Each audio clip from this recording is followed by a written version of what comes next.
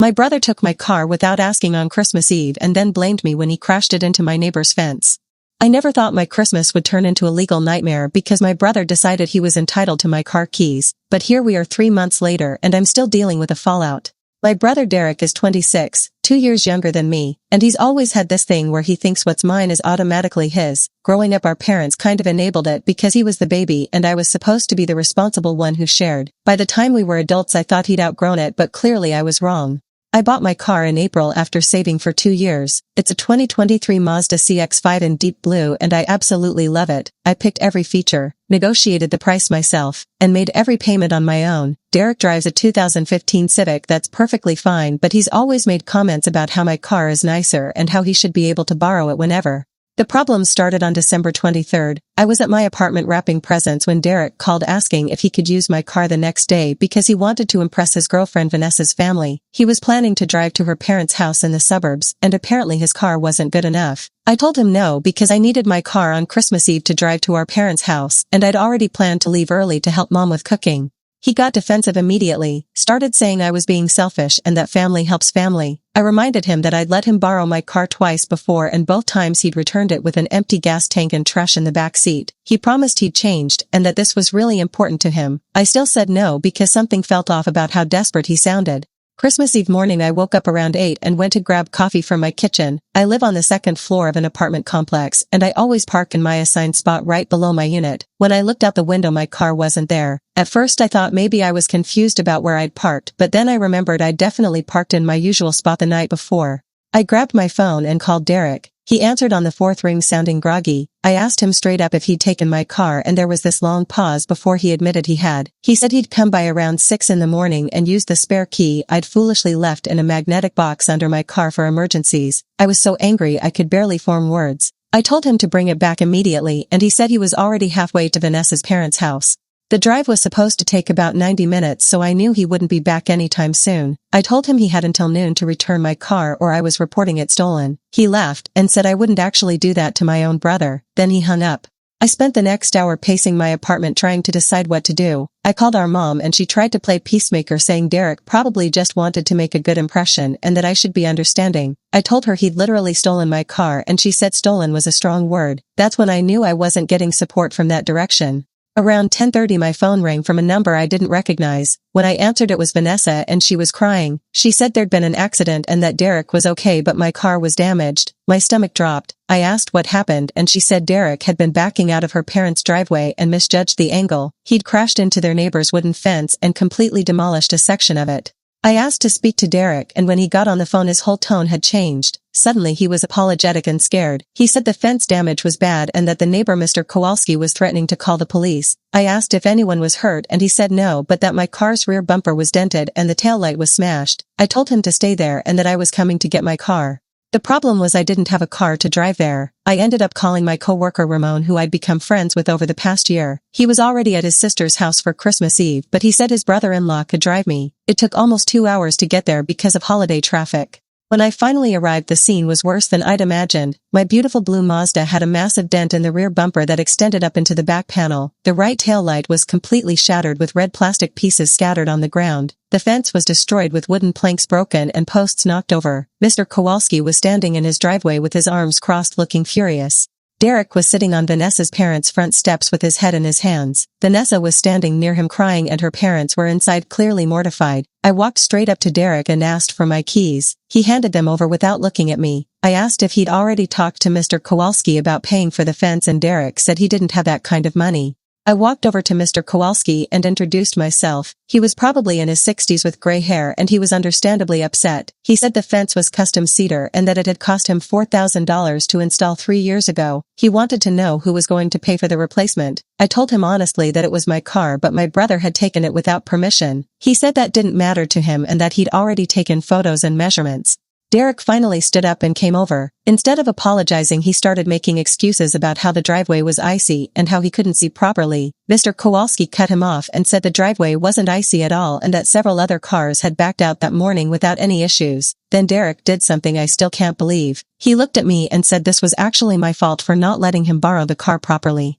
I asked him to explain that logic and he said if I'd just given him the keys and gone over the car's dimensions with him then he would have known how to back up correctly. He claimed my car was bigger than his Civic and he wasn't used to it. I pointed out that he'd driven my car before and he said those times were different because I'd been there to give him tips. Vanessa's dad came outside at that point and suggested we all exchange insurance information and handle this through proper channels. I said that was fine, but I wanted to make it clear to everyone that Derek had taken my car without permission. Derek got defensive again and said I was making him look bad in front of Vanessa's family. I told him he'd done that entirely on his own. Mr. Kowalski gave me his information and said he'd be getting quotes for the fence repair. He also mentioned that his home security camera had captured the whole incident. I asked if I could get a copy of that footage and he said he'd send it to me. Derek looked panicked when he heard about the camera. The drive back to my apartment was tense because Derek insisted on coming with me. He spent the whole time trying to justify what he'd done, saying he'd planned to have the car back before I even noticed it was gone. He said he'd wanted to surprise me by filling up the gas tank and getting it washed. I asked him why he thought any of that made stealing my car acceptable and he didn't have an answer. When we got back to my place I told him to leave and that I'd deal with the insurance claim myself. He asked if I was going to file it under his name or mine. I said I hadn't decided yet but that either way he was paying my deductible. He started arguing that he couldn't afford it and I reminded him that I couldn't afford his mistakes.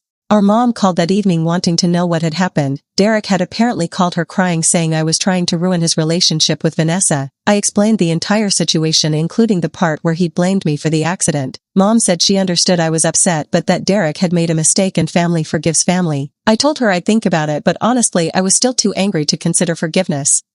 Update 2 weeks later.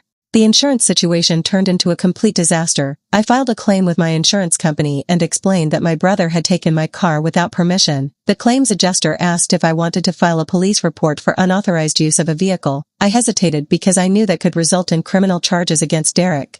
I decided to call Derek first and tell him what the adjuster had said. I wanted to give him a chance to step up and take responsibility. He completely flipped out on me, started yelling that I was threatening him and that I was a terrible sister. I stayed calm and said I wasn't threatening him but that I needed him to cover my $500 deductible plus the difference in my insurance rates. He said he'd pay me back eventually but he couldn't do it right away. That wasn't good enough for me. I told him I needed at least half up front within a week. He said that was impossible because he'd already spent his Christmas budget on gifts for Vanessa. I pointed out that he should have thought about that before taking my car. He hung up on me. Mom called me 2 days later saying Derek had asked her for money to pay me back. She wanted to know if I'd accept payments from her instead of him. I told her absolutely not because that would just be enabling him again. She got quiet and then said she was disappointed in how I was handling this. That comment hurt more than I expected it to. Meanwhile, Mr. Kowalski got 3 quotes for his fence repair and they ranged from $3,800 to $4,500. He decided to go with a middle quote at $4,200. My insurance company's liability coverage would handle the fence since Derek was driving my car, but I still had to pay my $500 deductible for my own car's damages.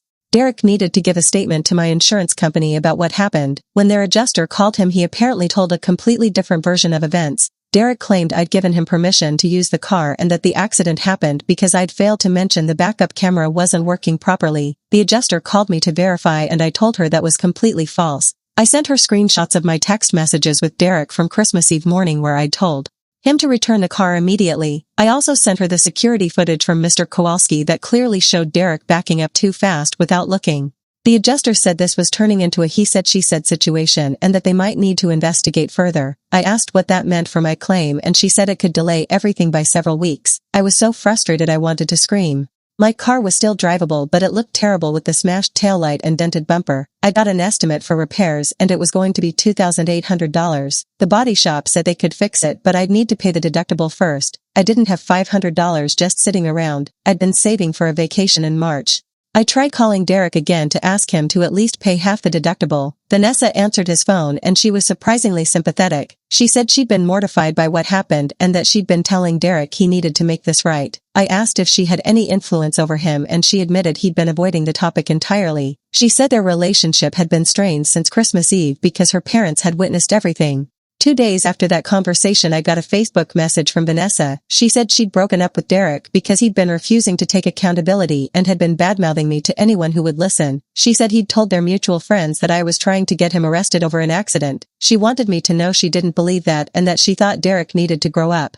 I thanked her for reaching out and she sent me a screenshot of a conversation where Derek had told his friend that he was planning to contest the insurance claim by saying I'd given him verbal permission to use the car. I was shocked that he'd be willing to commit insurance fraud. I forwarded that screenshot to my insurance adjuster immediately. The adjuster called me the next day and said the screenshot plus the security footage was enough evidence to prove Derek had used my car without permission. She said they'd be moving forward with a claim and that Derek would be listed as an unauthorized driver. She also mentioned that Derek's own insurance company would likely drop him once they found out. I felt a tiny bit of relief, but mostly I just felt exhausted. This whole situation had consumed 2 weeks of my life and I still didn't have my car fixed. I decided to pay the deductible myself using my vacation savings because I couldn't wait any longer. The body shop said they could have my car ready in 5 days. I borrowed Ramon's car during that time and he refused to let me pay him for gas. He said watching this drama unfold was entertainment enough, that actually made me laugh for the first time since Christmas. Derek sent me a long text message on New Year's Eve saying I'd ruined his life. He said Vanessa had broken up with him because of me and that his insurance rates were going to skyrocket. He said I should have just let the whole thing go and handled it privately. I didn't respond because anything I said would have just escalated things. Our mom called me on New Year's Day asking if we could all sit down and talk this out. I told her I wasn't interested in a mediated conversation where Derek played the victim. She said I was being stubborn and that I was tearing the family apart. I reminded her that Derek was the one who'd stolen my car and lied to insurance. She sighed and said she'd pray we could all find peace.